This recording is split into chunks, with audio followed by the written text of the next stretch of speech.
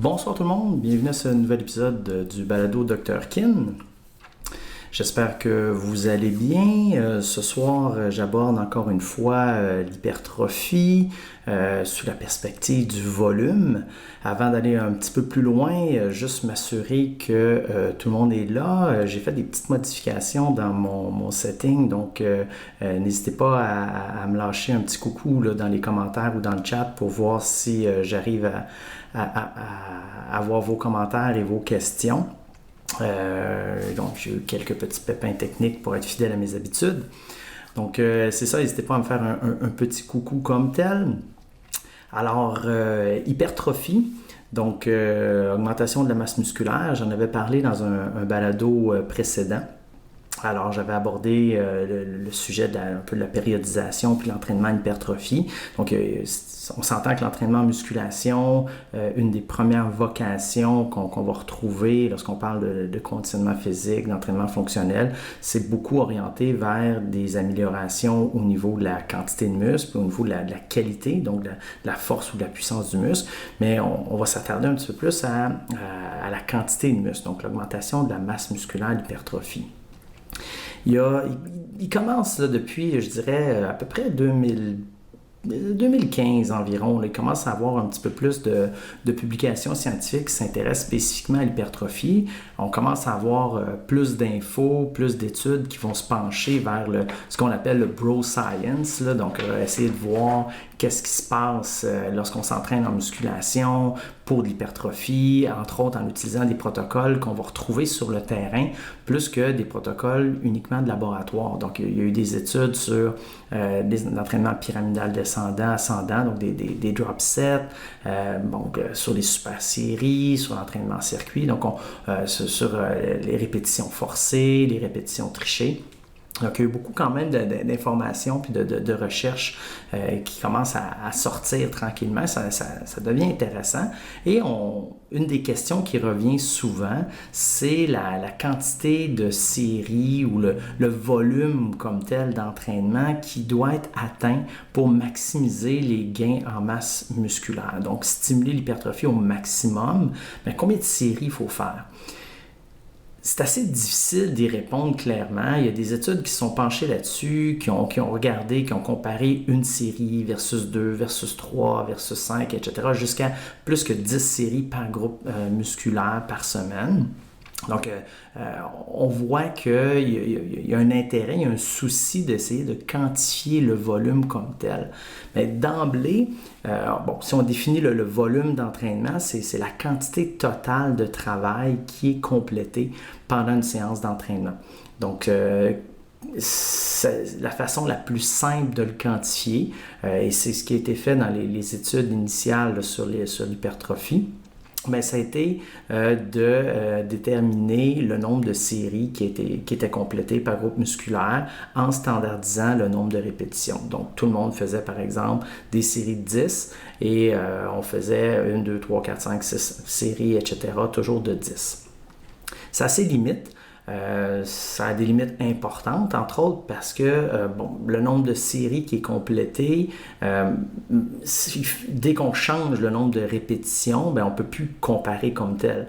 Donc, 3 séries de 6, 2 séries de 9, etc. Est-ce que c'est la même chose? 3 séries de 10, 3 séries de 12. Donc, le nombre de répétitions devient important. C'est pour ça que l'autre façon qu'on a déterminée pour quantifier le volume, on est allé avec, si on veut, le nombre total de répétitions par groupe musculaire par semaine. Donc, on a tout simplement multiplié le nombre de séries par le nombre de répétitions. Et ça, ça nous a donné une idée peut-être un petit peu plus précise qu'uniquement le nombre de séries pour avoir une idée de l'impact du volume sur l'entraînement en musculation. Malheureusement, ça a encore ses limites. Pourquoi? Parce que quelle charge est soulevée?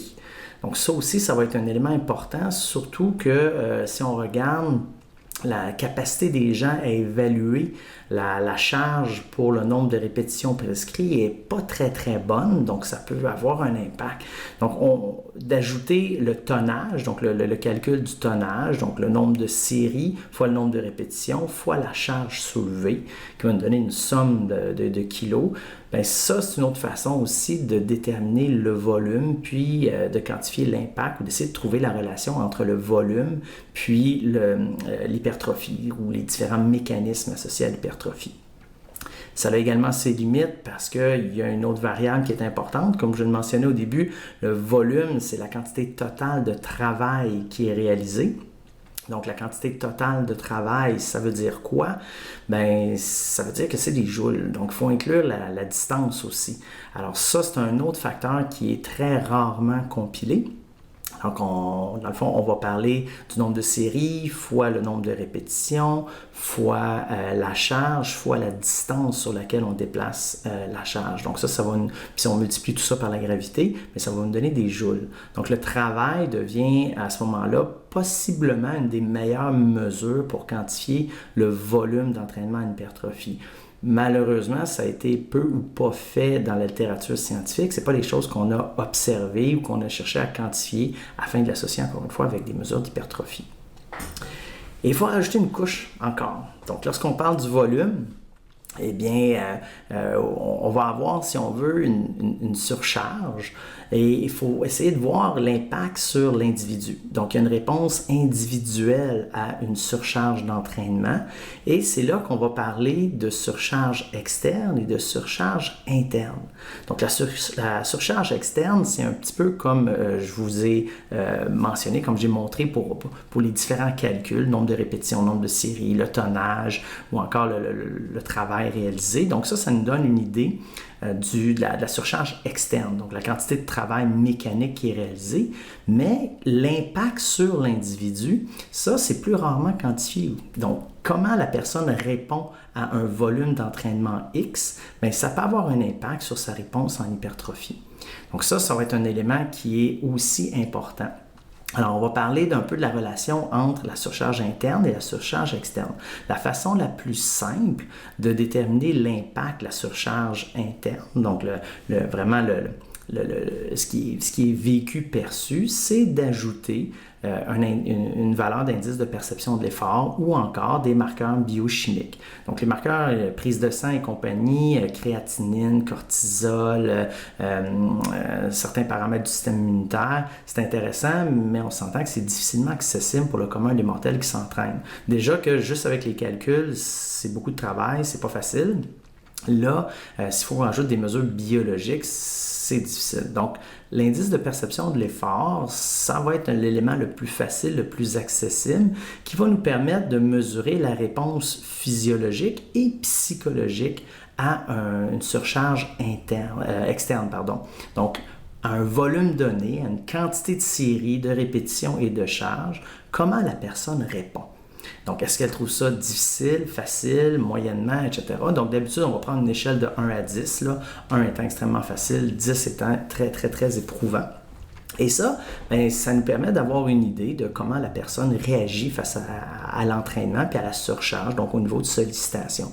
Donc ça, c'est particulièrement intéressant parce que ça nous permet d'individualiser un peu la réponse. Donc, pour un même volume d'entraînement, c'est pas tout le monde qui va réagir de la même façon. Donc, c'est pas tout le monde qui va bénéficier d'hypertrophie potentiellement de la même façon parce qu'on ne répond pas, on ne réagit pas de la même façon à un même stimulus.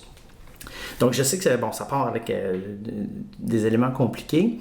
Ce qui est important, puis je sais que c'est compliqué, je sais que c'est des choses qu'on se dit, ouais, ça vaut pas la peine de se casser la tête, puis moi, je vais juste pousser fort, puis je vais être correct. Je vais rajouter des séries, je vais me pelleter des séries, puis ça va fonctionner. Bien, c'est pas mal ce que tout le monde fait, donc beaucoup de gens, quand on va parler d'hypertrophie, vont chercher à maximiser le volume, c'est-à-dire faire le plus de séries possible par groupe musculaire par semaine. Donc ça peut être intéressant parce que, je dirais pas que ça fonctionne pas, parce qu'il y a plein de gens qui vont avoir de l'hypertrophie musculaire en suivant cette approche-là, et les différentes stratégies, les différentes méthodes d'entraînement qu'ils vont utiliser, ça va être des méthodes d'entraînement qui vont justement viser à augmenter le volume d'entraînement, donc la quantité totale de poids qui est soulevée à la fin d'une séance, par exemple. C'est le cas de on va les drop sets, les séries forcées, les séries trichées. Donc, tout ce type d'entraînement-là, ça va être, c'est des méthodes d'entraînement où est-ce qu'on va chercher à accumuler un peu plus de répétitions, donc se déplacer un peu plus de charge, un peu plus de distance par groupe musculaire, donc augmenter effectivement le volume.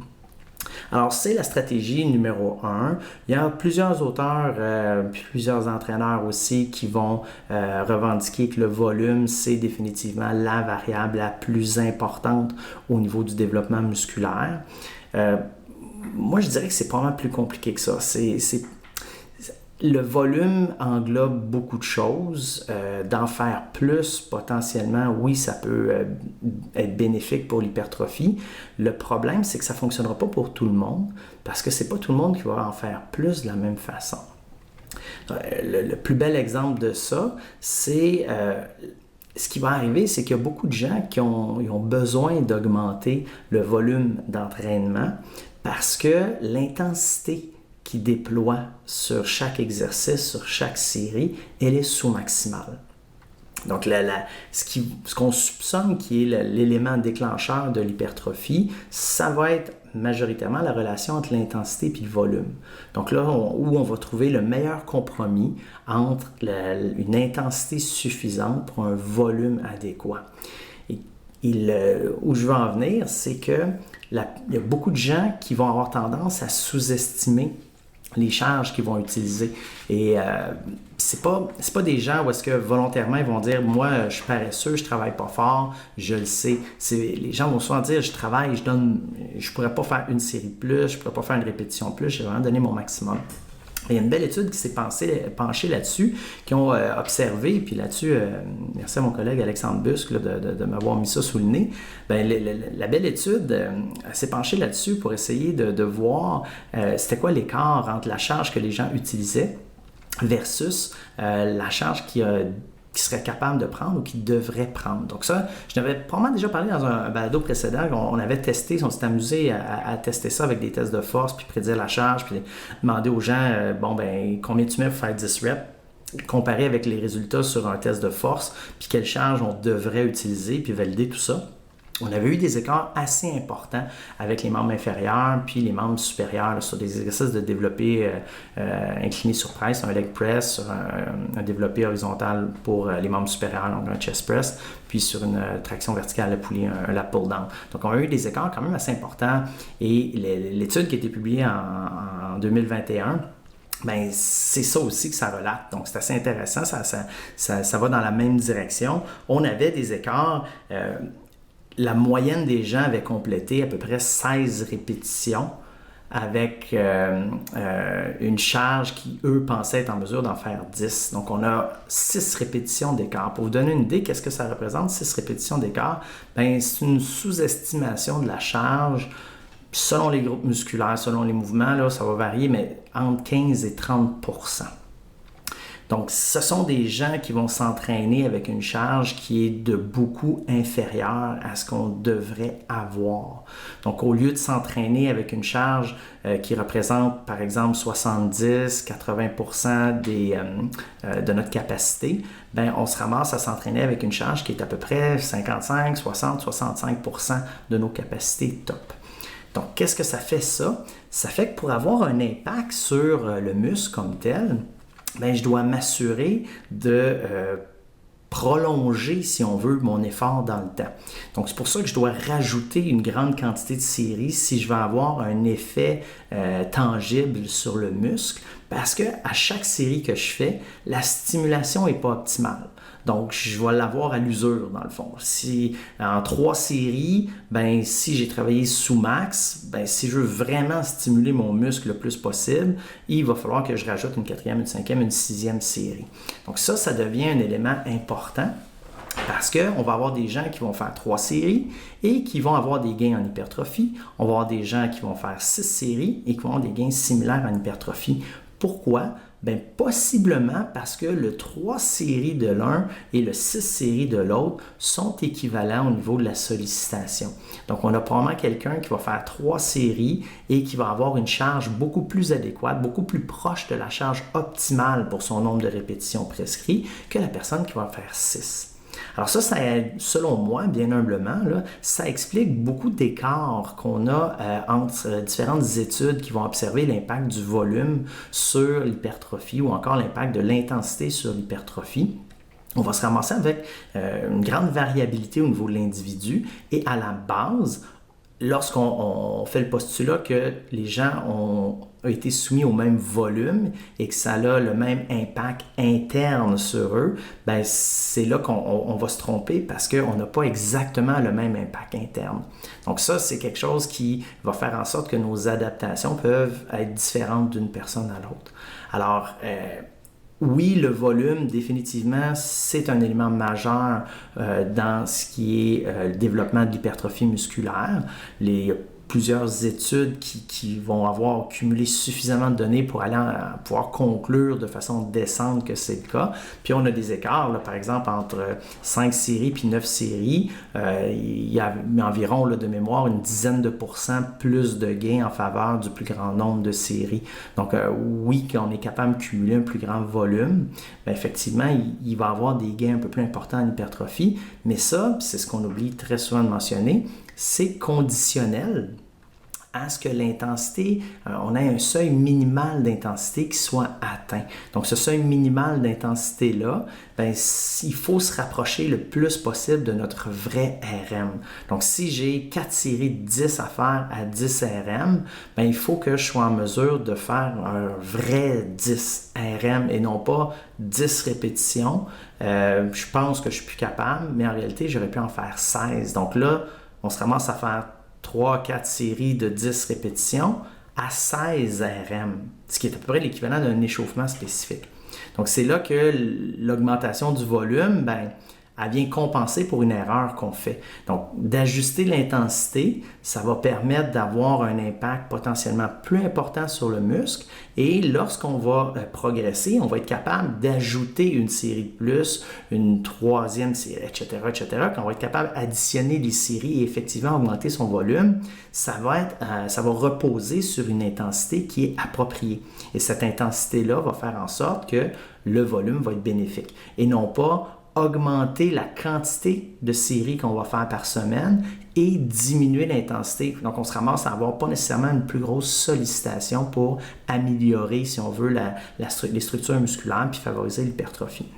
Donc ça, c'est des éléments qui sont c'est critique à comprendre et on prend vraiment, vraiment trop souvent pour acquis que les gens vont travailler à la bonne intensité. Donc quand on arrête le nombre de répétitions, c'est parce qu'on est effectivement plus capable alors que c'est pas nécessairement le cas.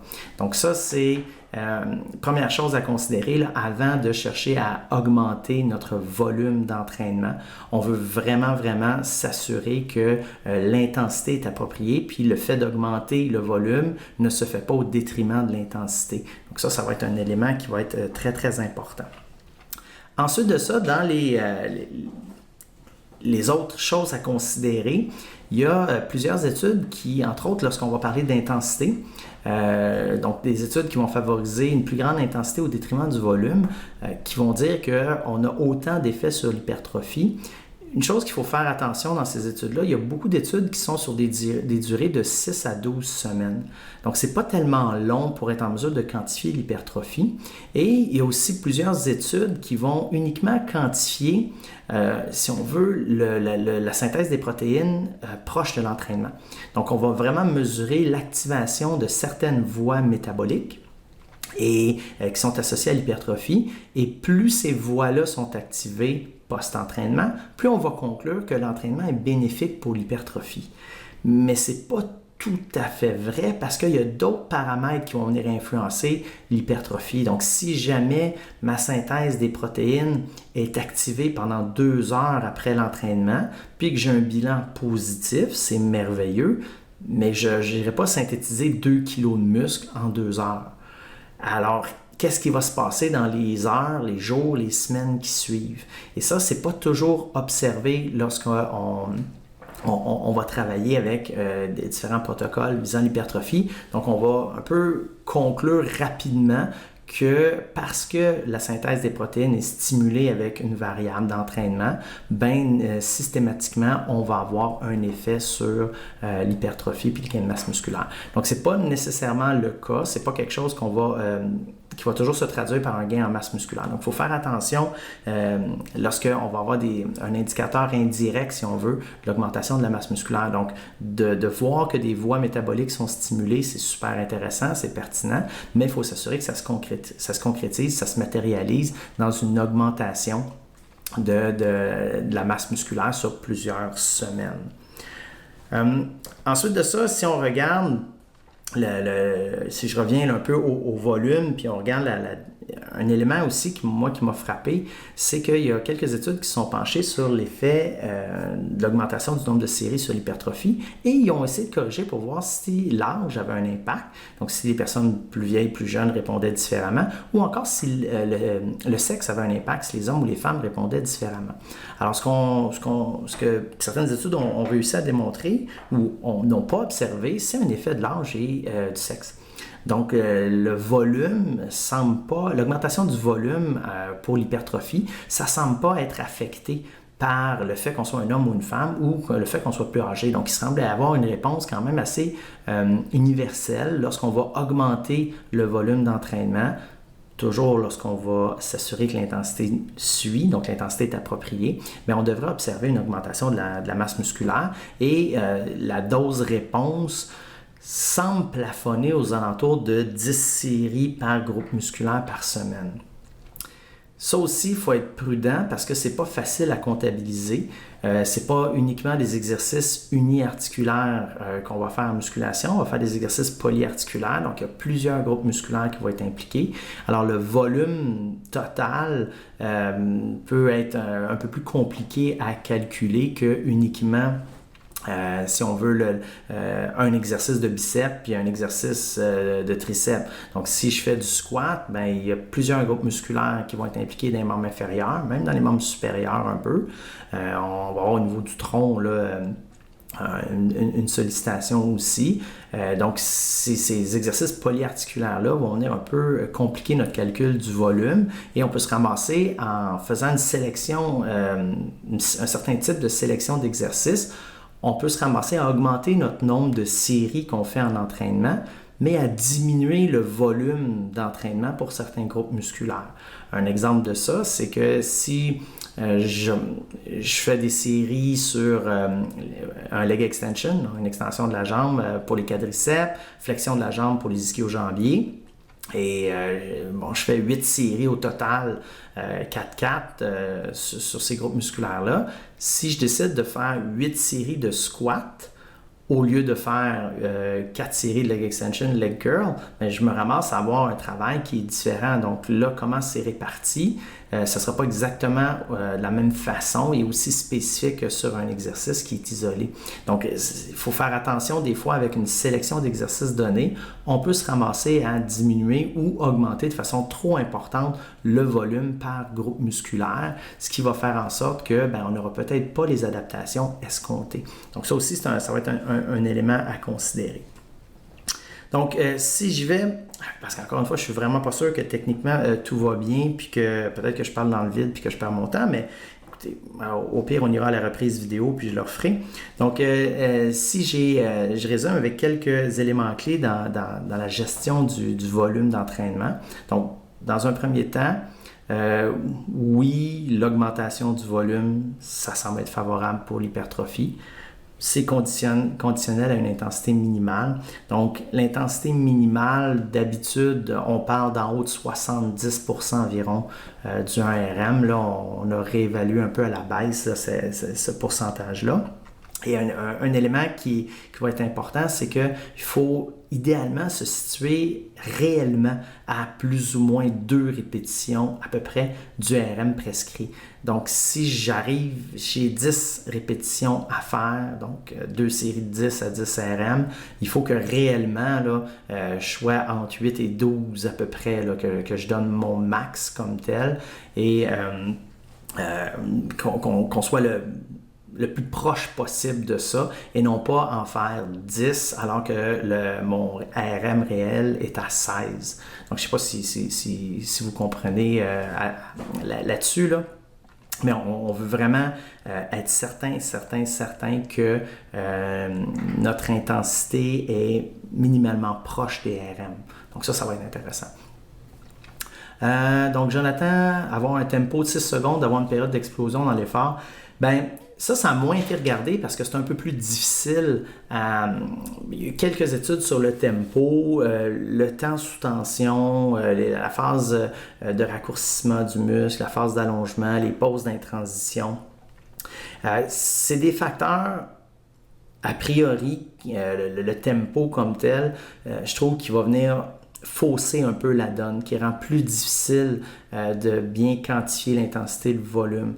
Parce que dans un contexte de conditionnement physique, le tempo y est déterminé de façon perceptuelle. Donc, c'est vraiment, je considère que je vais à 3 secondes pousser, 3 secondes revenir, ou j'explose en une demi-seconde, etc. Moi, je connais pas vraiment de gens qui s'entraînent et qui vont vraiment calculer ça ou le mesurer, la vitesse. Donc, qu'est-ce qui va se passer avec ça? Ben, lorsqu'on va travailler avec le tempo va fluctuer en fonction de la fatigue puis en fonction de l'évolution des séries. Donc, plus on trouve ça difficile, plus notre perception du temps va être altérée. Donc, on va se ramasser à avoir, mettons, un tempo de 6 secondes, puis on va compter jusqu'à 6. En réalité, c'est un 3 secondes. Donc, si je vais d'une réponse là, théorique, ce que ça fait lorsqu'on va avoir la période d'explosion lors du raccourcissement du muscle, c'est qu'on va chercher à aller recruter des fibres de plus gros calibre, donc des motoneurones un peu plus imposants qui vont être capables de générer une vélocité de mouvement, donc plus des fibres de type 2 de gros calibre. Donc c'est ces fibres-là qui ont un bon potentiel d'hypertrophie, puis c'est ce qu'on veut cibler beaucoup. Donc, c'est une façon d'aller le chercher et on disait beaucoup ensuite, ben, tu ralentis ta phase de retour pour augmenter la tension mécanique spécifique sur certaines fibres. Donc, ça peut être favorable. Là où ça peut être problématique, c'est que ça peut modifier un petit peu notre perception, ça peut aussi modifier un petit peu le volume total qu'on est capable de soutenir. Donc, le fait d'exploser pourrait faire en sorte que je vais compléter un peu moins de répétitions par série. Et là, c'est là que le fun pogne, parce que est-ce que si je ralentis mon tempo et j'ai un volume plus important, est-ce que la fatigue va faire en sorte que je vais être en mesure d'avoir un recrutement neuromusculaire sélectif? Parce que qu'est-ce qui va se passer? Il y a comme une substitution du travail des fibres musculaires. Lorsque je m'entraîne, puis dans le fond, j'augmente mon volume d'entraînement, bien, j'ai des fibres musculaires qui fatiguent, puis qui décrochent, qui ne travaillent plus, et sont remplacées par d'autres fibres. Et habituellement, ces autres fibres-là, c'est des fibres de gros calibre. Donc, c'est des fibres qu'on cible plus pour l'hypertrophie. Si j'ai un tempo explosif, puis que je vais recruter mes grosses fibres en partant, c'est correct, mais que je fais moins de séries ou moins de répétitions parce que ça génère plus de fatigue, peu importe, est-ce que ça va avoir un effet plus ou moins important que si j'avais fait plus lentement, plus de séries, plus de répétitions? Donc, c'est délicat. Ça, c'est le volet théorique, mais pratiquement, moi, j'utilise beaucoup l'approche de tu déplaces la charge quand même rapidement, sans nécessairement être explosif, parce que les charges qui sont utilisées en hypertrophie, on utilise la plage classique d'hypertrophie, là, on va être aux alentours de entre 6 et 14 répétitions. Donc, ça fait un pourcentage de charge du 1RM qui fait en sorte que c'est peut-être pas optimal pour du travail en puissance. C'est comme un peu un compromis comme tel. Alors, oui, on peut le faire, le travail, je dirais, plus rapide pour la phase de raccourcissement du muscle, possiblement ralentir un petit peu la phase de retour, mais moi, je ne suis pas convaincu, puis de ce que j'ai lu dans la littérature, que c'est un déterminant majeur de l'hypertrophie. Donc, ça va vraiment être plus un déterminant secondaire, selon moi, là. Puis, il faudra voir l'impact là, sur le volume total. Donc, je ne sais pas si ça répond, Jonathan. Donc c'est ça. Donc, pour les éléments clés dans la gestion du volume, on avait, bon, c'est ça, être proche du plus ou moins 2 répétitions là, du vrai RM. Ça va être, j'insiste beaucoup là-dessus là, parce que ça devient problématique lorsqu'on n'a pas la bonne intensité parce que on va vraiment gonfler des séances d'entraînement de façon inutile. Donc il faut vraiment s'assurer que lorsqu'on parle d'intensité, tout le monde parle de la même chose. Donc, moi, je veux m'assurer quand je dis à une personne que j'entraîne, on fait du 10 RM, que c'est du 10 RM. Pas du je fais 10 répétitions puis j'aurais pu en faire 16, mais je suis vraiment plus capable rendu à 10. Puis pour 200$, ben, on en fait 6 de plus. Donc, on veut vraiment être certain de ça. Ensuite de ça, il faut s'assurer de la surcharge interne. Donc, avoir une idée, c'est quoi l'impact? Donc, pas seulement paramétrer avec le volume, avec le tonnage ou avec le travail réalisé, mais voir c'est quoi la réponse. Donc, au minimum, ajouter un indice de perception de l'effort. D'habitude, on y va par séance. Moi, j'irais presque par exercice. Surtout que maintenant, avec l'informatique, c'est beaucoup plus facile de compiler le tout. Là. Il y a plusieurs logiciels là, qu'on peut rentrer nos charges, on peut même rajouter des différentes variables. Donc, moi, j'irais par exercice à rajouter l'indice de perception de l'effort, ce qui permet d'avoir une idée de la surcharge interne. Donc, c'est quoi l'impact? Puis, si on commence à avoir un changement dans la relation entre la surcharge externe puis la surcharge interne, exemple, si on augmente le volume d'entraînement, puis on remarque qu'il y a une augmentation disproportionnée de la perception de l'effort, ben là, ça se peut que ce soit un signe qu'on soit là, en surcharge ou on vit sur du temps emprunté, là, qu'on accumule un peu trop de fatigue. Donc, ça peut être un super bon indicateur pour voir la tolérance là, à la surcharge puis à l'augmentation. Donc, même chose si on maintient le volume constant puis on se rend compte que l'indice de perception de l'effort augmente, ben là, il y a quelque chose qui ne fonctionne pas. Là, donc, il y a de la fatigue qui est accumulée. Parlant de fatigue accumulée, le potentiel de récupération, ça aussi, ça va être quelque chose qui est difficilement contrôlé dans les études, mais chaque personne va avoir un potentiel de récupération qui est variable d'une journée à l'autre, qui est variable d'une semaine à l'autre, d'une saison à l'autre. Donc, ce potentiel de récupération-là va être affecté, entre autres, par la balance énergétique. Donc, quelqu'un qui va être en déficit énergétique de façon prolongée, va avoir un potentiel de récupération qui est un peu moins solide. Chez les gens qui veulent hypertrophier, ben c'est pas toujours une préoccupation parce qu'on a tendance à aller justement en surplus énergétique et pour vraiment maximiser les gains en masse musculaire. Donc, ça peut être correct, il faut juste s'en assurer.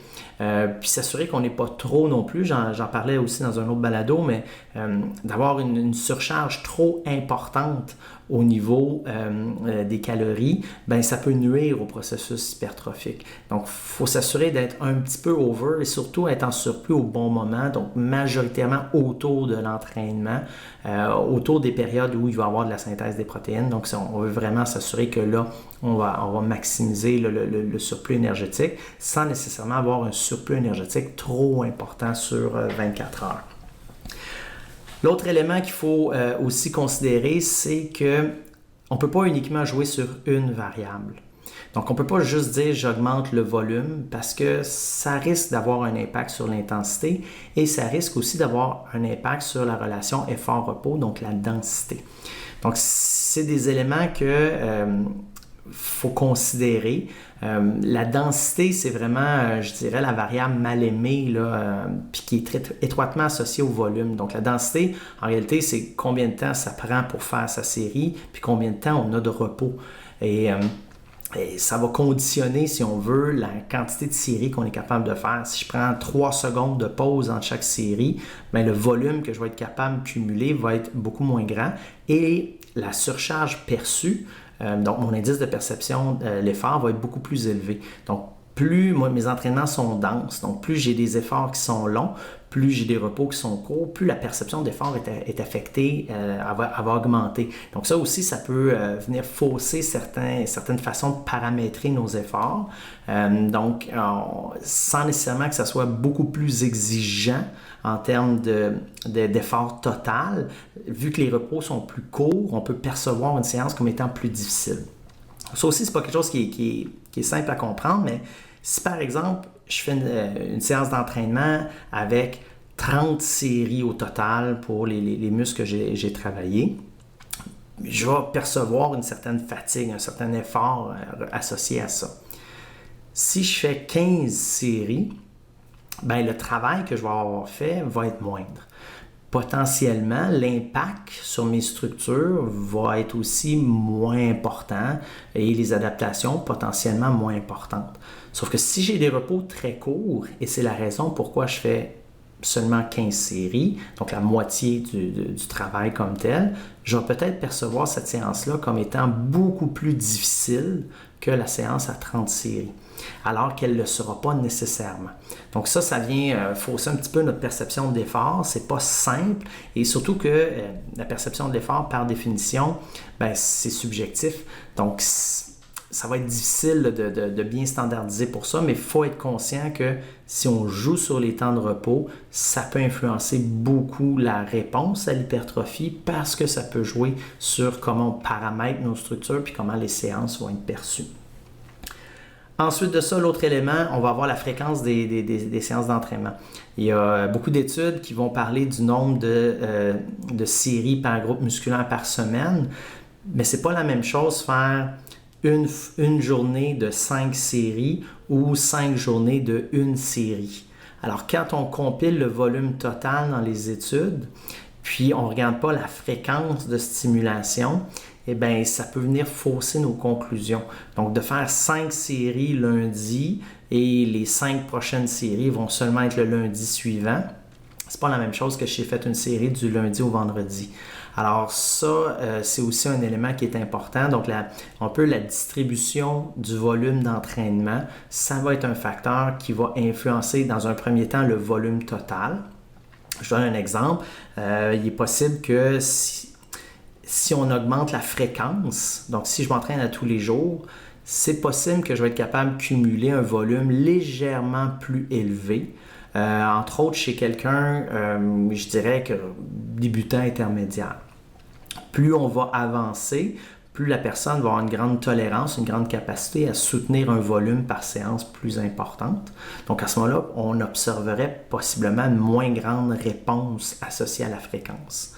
Puis tu sais, moi j'ai cette hypothèse-là que chez quelqu'un qui débute, possiblement qu'on pourrait avoir, puis c'est vraiment mon opinion, puis ce que j'en pense, je n'ai pas de données là-dessus, mais je soupçonne fortement que si je prends un débutant puis je l'entraîne 7 jours par semaine à faire 2 séries du même groupe musculaire, je soupçonne qu'on aurait des plus grandes adaptations que si on cumulait, par exemple, 14 séries en une journée, ou même splitter ça, 7 séries jour 1, 7 séries jour 2, 2 jours semaine. Donc, je pense que possiblement, chez un sujet moins entraîné, la fréquence pourrait jouer peut-être. Puis je sais qu'il y a des études qui, entre autres, qui ont présenté le contraire, là, qui ont dit que plus quelqu'un va être entraîné, plus la fréquence de stimulation va être importante. Mais en tout cas, j'ai quelques réserves là-dessus. Ça pourrait être le sujet d'un autre balado. Mais donc c'est ça, je soupçonne que moins on est entraîné, plus la fréquence pourrait procurer des gains rapidement. Pourquoi? C'est fonction un peu de la condition physique initiale, mais par exemple à 2 séries, le dommage qu'on va causer n'est pas si important que ça. Donc la courbe de dommage, si on veut, 1, 2 séries, on va en causer un petit peu, on va causer un peu de fatigue, 3, 4, 5, 6, 7 séries, ça va commencer à augmenter pas mal plus. Donc, plus on va cumuler une grande quantité de séries par séance, plus potentiellement notre courbe de fatigue et de sollicitation va augmenter. Et ça, on peut l'observer quand on compile l'indice de perception d'effort avec nos séries. On voit que lorsque le volume augmente, passé un certain point, les gens ont tendance à coter les séances un peu plus élevées, à trouver ça un peu plus dur. Donc ça va être un élément à considérer donc, au niveau de la fréquence. Ensuite de ça, qu'est-ce que je voulais rajouter là-dessus? Une chose qui va être importante aussi à considérer dans ces entraînements-là, c'est la capacité de la personne à comprendre. Donc, à vraiment comprendre les paramètres. Le volume, l'intensité, la densité, puis leur relation entre elles. Donc, lorsqu'on fait un plan d'entraînement, puis la personne suit le plan, l'aspect éducation associé à ça va être important lorsqu'on va parler d'hypertrophie. Donc, on ne veut pas nécessairement quelqu'un qui va suivre, qui va se lancer tête baissée dans l'entraînement puis suivre ça à la lettre. Ce qu'on va souhaiter avoir, c'est plus quelqu'un qui comprend la relation avec le volume, l'intensité. Donc, si j'augmente mon volume, ben, l'intensité va être influencée par ça.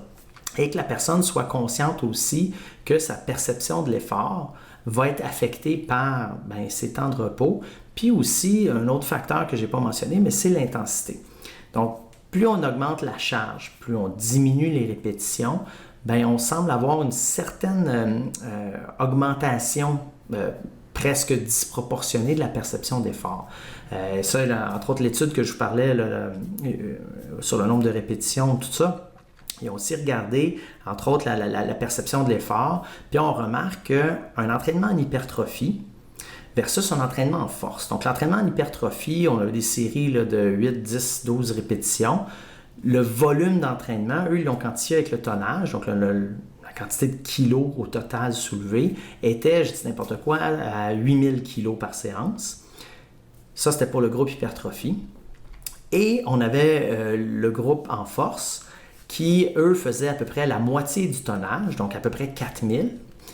Puis quand on regardait la perception d'effort, les gens qui avaient fait le tonnage de 4000 avaient une perception d'effort beaucoup plus élevée que les gens qui s'entraînaient en hypertrophie, qui avaient fait le double du volume. Donc, il y a comme un changement dans la relation entre la perception d'effort puis le tonnage en fonction de l'intensité. Donc, plus on est intense, donc, plus la charge est lourde par répétition, plus je mets pesant, plus j'aurai tendance à trouver la séance difficile sans nécessairement qu'elle ait puisé plus dans mes ressources. Donc, à volume égal, par exemple, je n'aurai pas du tout la même perception d'effort pour une intensité très élevée versus une intensité moindre comme on observe en hypertrophie.